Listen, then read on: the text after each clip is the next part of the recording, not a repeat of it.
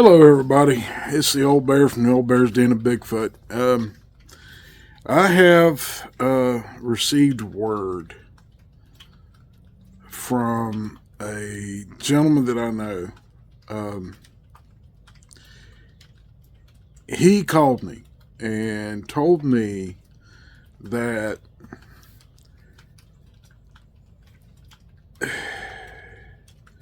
there has been something that happened in the area where I first saw Bigfoot.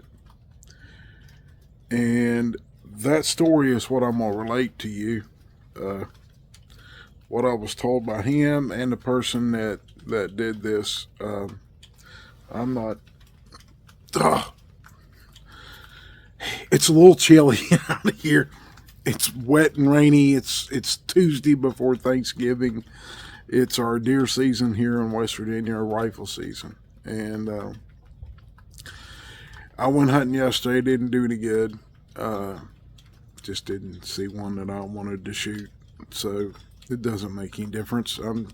I don't go to uh, kill a deer. I go because it's family time, and that's my main reason for going. At my age now, um, I have a real good job, um, so I don't go for anything but being around family. It's just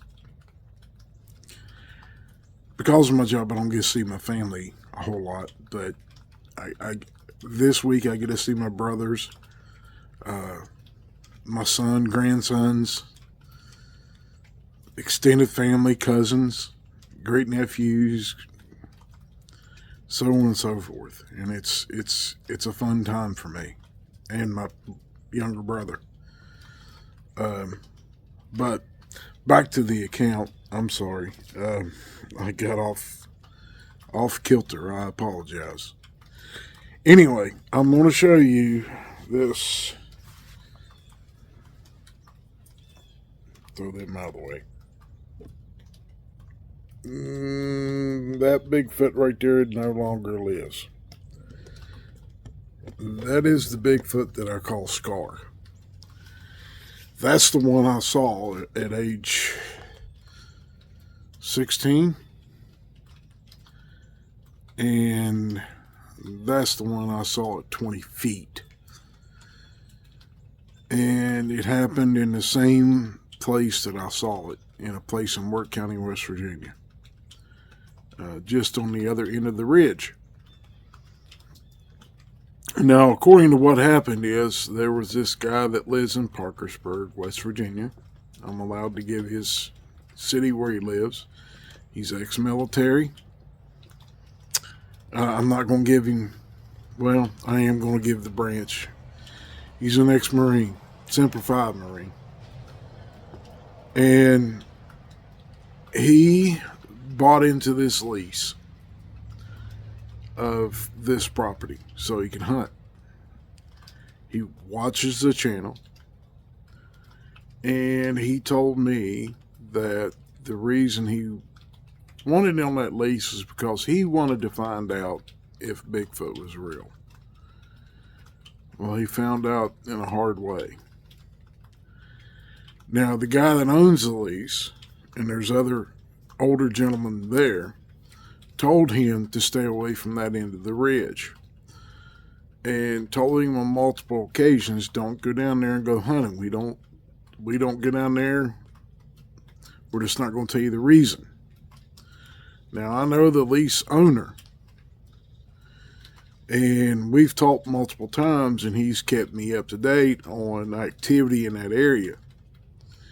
And over the years, there's been a few guys that get scared. That's where we got the account of the grandfather with his two grandsons, where we shot the video out in that area. I was there on his permission. And that's where the grandfather and the grandsons, the grandfather shot at this same creature, the same one. And it terrorized them until they got out of the area. And then once they left the hollow, they got back to the top of the ridge, and the lease owner met them up there on top at the cemetery and picked them up. So, back to the Marine. He paid his fees, got in on a lease, went right straight to that end of the ridge where they kept telling him you don't want to get down there and hunt. Well, there's a lot of deer sign down there because there's a lot of bedding and a lot of oaks in there. And this year, the state of West Virginia, most of West Virginia has had a huge surplus of white oak, red oak. They've all produced acorns. Deer love them. Bears love them. There's been a huge crop of beech trees, beech nuts, and pin oaks, black oak, all of that, and walnut. Yeah, I got a walnut. I cut 1, 2, 3 walnut trees in my yard, and they all produced, and I've got walnuts all over my yard, and it's been a mess dealing with them. They turn your hands black when you mess with walnuts. And here on a rainy day, I'm bringing you account of a Bigfoot's demise.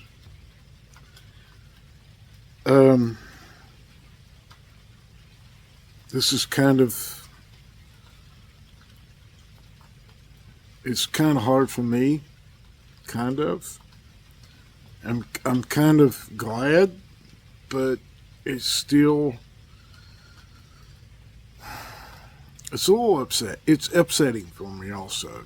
I don't know how to explain it any better than that. It's a sense of elation, but also it gives you a sense of being somewhat depressed because of this creature dying. And this Bigfoot,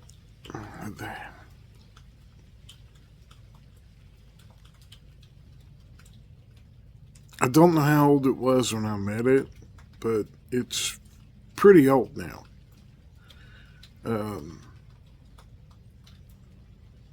It's probably 10, 20 years older than me. And I'm 55, so the thing of it is this Bigfoot has met its demise. Anyway, let me give you the account of it. What happened is he went out, set up a tree stand out there, a climbing stand, and he looked the area over, put cameras out, do everything that a deer hunter does. We set up cameras a lot to check, trails and old scrapes and old rubs, and he found all that out there in the summer and never had any trouble. Decided he wasn't going to go out until late in October. Went out for a couple of weekends in late October, seen some nice deer in there, some decent bucks, and he saw one that he really wanted to take, and he was going to dedicate his whole week of vacation in the 1st of November to that deer. And that's dedication. And if you're military, you understand it. You see something, you've got to go after it, you go for it. You do it. So he went in there in the first week of November on his vacation, hunted all week. Hunted there Monday, Tuesday, Wednesday, didn't see the deer that he was after, couldn't find it. Game cams didn't show that deer in there. Now that's the general time that they start to go into what we call rut. That's the time when they go and make babies. And that's for those that don't understand what rut means. They only do that once a year, and That's what happens. So, anyway, he ended in there Wednesday morning, stayed out there in the tree stand all day long, and never got out of it. It was a cool day.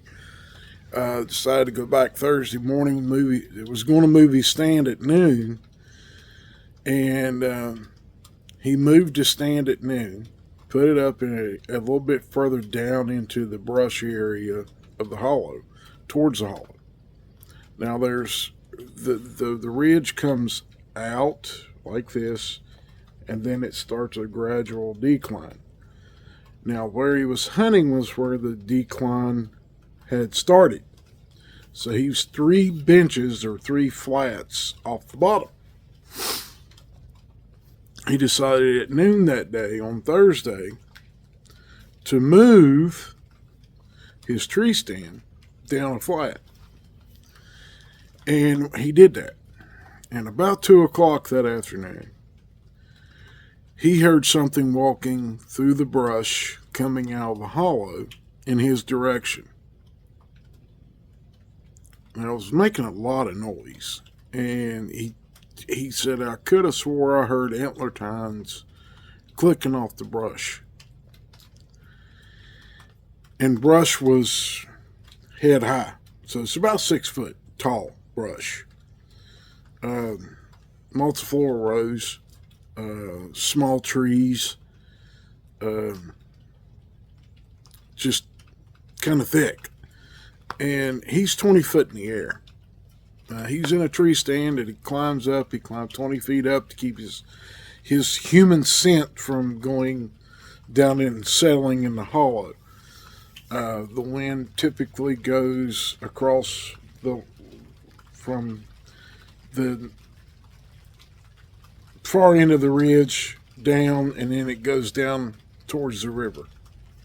And the river it comes out on is a little canal.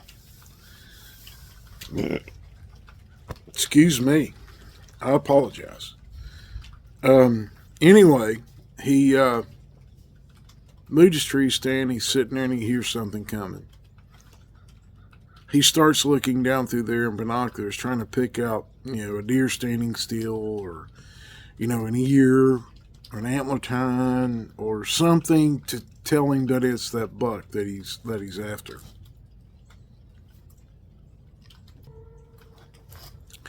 So at this point, he can't.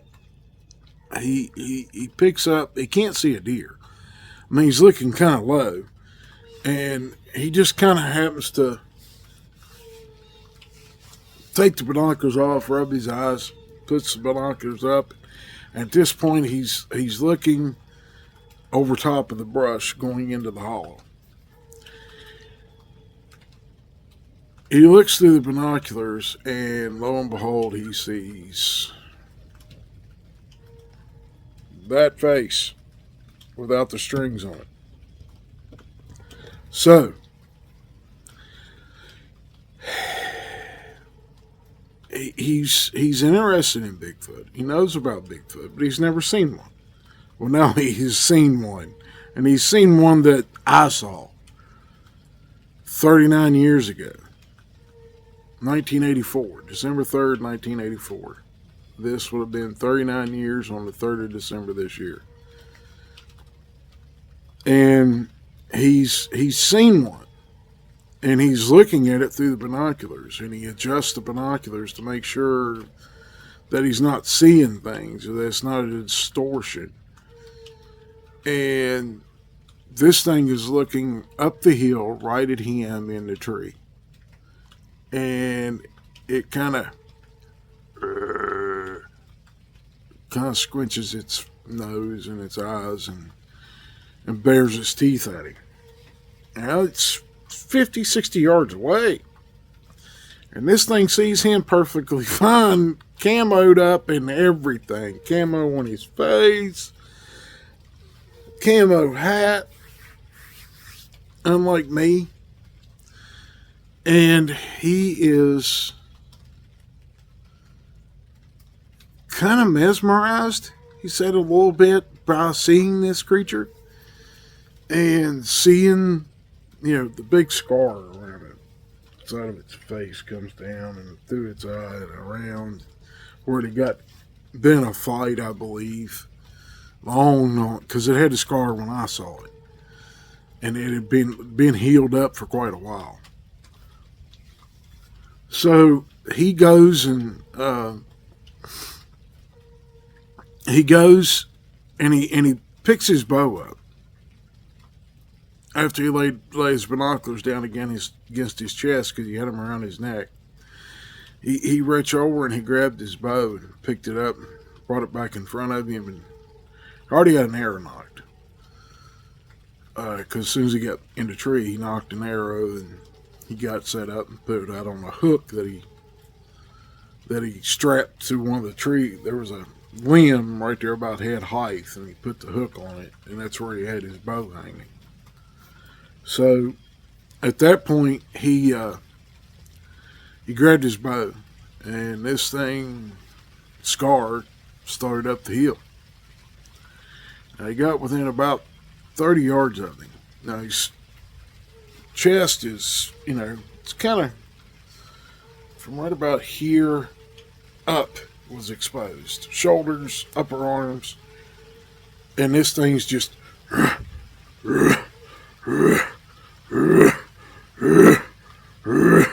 every step it's grunting. So he gets the bright idea of that, maybe I'll talk to it. Maybe it'll leave me alone and go away. He warns it. He said to it, and I quote, "Get out of here, leave me alone, or one of us is not coming out of here on our own." Well, that caused Scar to stop. Now he's at 25 yards. And he's starting to expose more and more of his upper body because the brush is starting to get small. And there's big, huge trees around him. I mean, I know that area, and there's trees there that I can't reach my arms around and touch. I mean, they're just halfway around. I can reach on some of them. And they're huge oak trees. Been there for 100 years or 200 years or something. And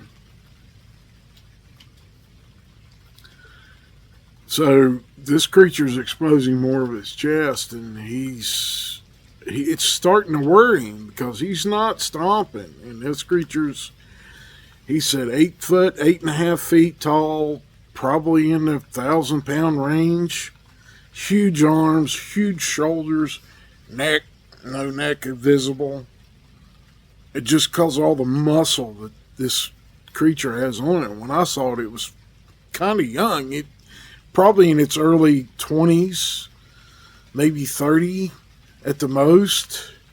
When I saw it, I didn't think it was full grown yet.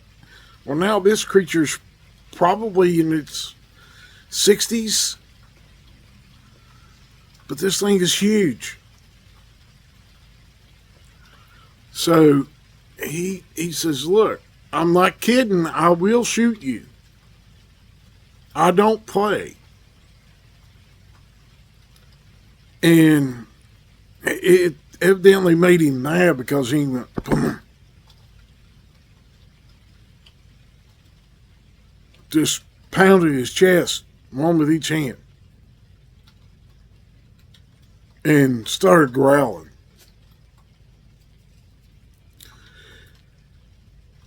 Now, this guy draws his bow. Now, it's a 100-pound draw. It's an older bow, but it's still got a 100-pound draw weight. And he's got pretty darn heavy arrows and pretty well-constructed broadheads.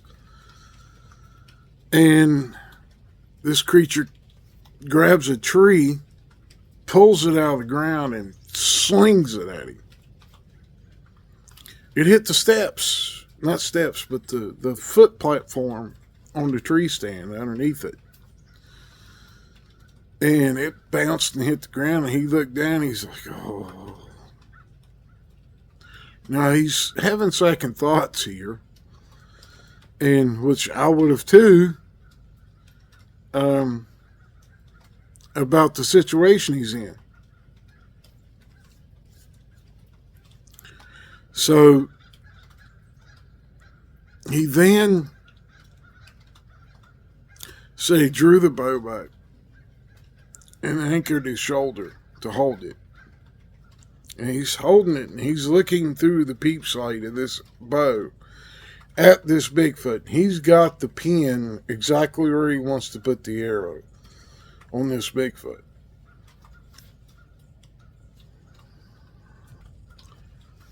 So at that point, he said, I kind of growled and said, stop. Kind of like, stop.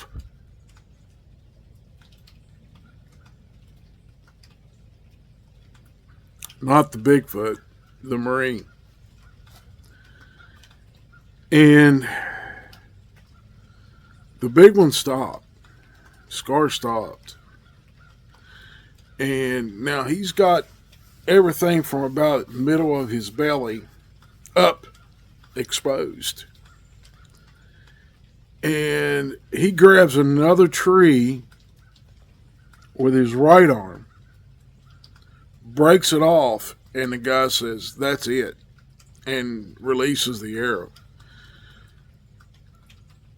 And as soon as he released the arrow and it left his bow, he grabbed the quiver and pulled another arrow and knocked it. And that first arrow hit about here. Just left the center of the sternum. And evidently it went between the two ribs and went in. About 6 or 8 inches in, he said he's got a 30-inch arrow, and now it's down to hanging out at about 20 inches of arrow left, including the fletchings and the knot. So as soon as he shot that first one, he knocked the second arrow, and this Bigfoot growls and grabs the arrow and breaks it. That's carbon, so they can break them. By the time he broke the arrow, the second one was on the way, and it hit right beside it to the left, further to the left. I don't know if he nicked the heart with the first one and then cut the heart with the second one, but it had the same amount of penetration as the other. He said they were side by side.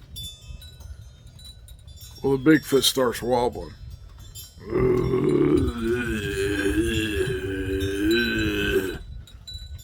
And he fell over.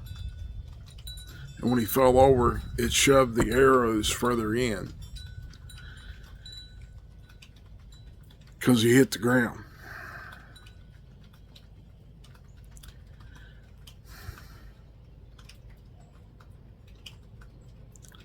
He then made a phone call to the lease owner who's at the cabin that they have out there. And there's a couple of other guys out there hunting. And the lease owner called them, and they went down there, and he went down there with his tractor. And he got down there and said, oh my God, what have you done? He said, he threatened me. He threw those trees at me. He said, we told you not to come down here. You're going to cause trouble for us for all the hunt season and other people and everything else. And these things have lived out here for years. And I know the guy that first seen that one, and I'm going to call him and see what he thinks. So they have to go back up and get the digging attachment. They're going to bury it.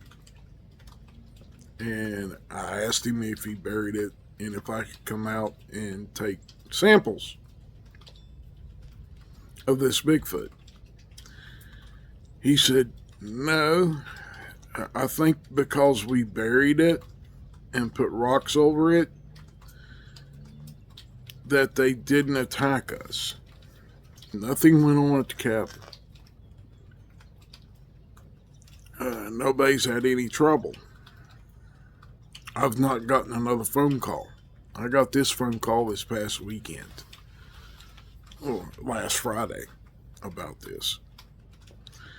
And I think they see it as, I think the Bigfoot see it as, you know, he created the issue and it was settled. And Scar's getting older anyway, so he may not be the alpha anymore of that family unit. He may be the grandfather figure. I don't know, because I haven't been out there for a long time, and tried to go in and interact with them, because every time I go out there,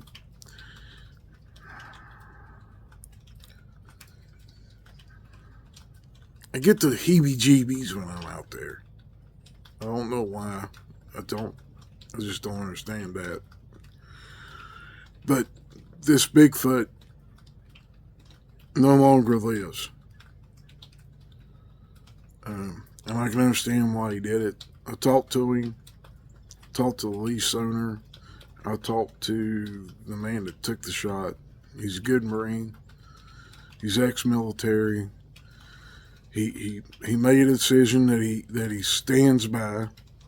I mean, he had to do what he had to do in his eyes, and I don't fault him for that. I would have rather seen Scar die of old age than I would have had him, somebody have to kill him. But he made that choice to threaten this man and throwing stuff at you, a tree, a 3-inch tree that's about 3 inches. That's enough to hurt you badly, especially as hard as they can throw stuff. And this Bigfoot no longer breathes because he did something that he shouldn't have. He ran into the wrong person at the wrong time and the wrong mentality. Most people would have climbed down and ran. But this man didn't run. So, 2 bulls meet in the woods or in the field, and one of them bulls is going to be hurt. One of them may be dead. And that's what's happened. So, I hope that nothing goes on, because if it does, I'm going out there. I haven't gotten a phone call. This has been 4 or 5 days ago that this happened. And,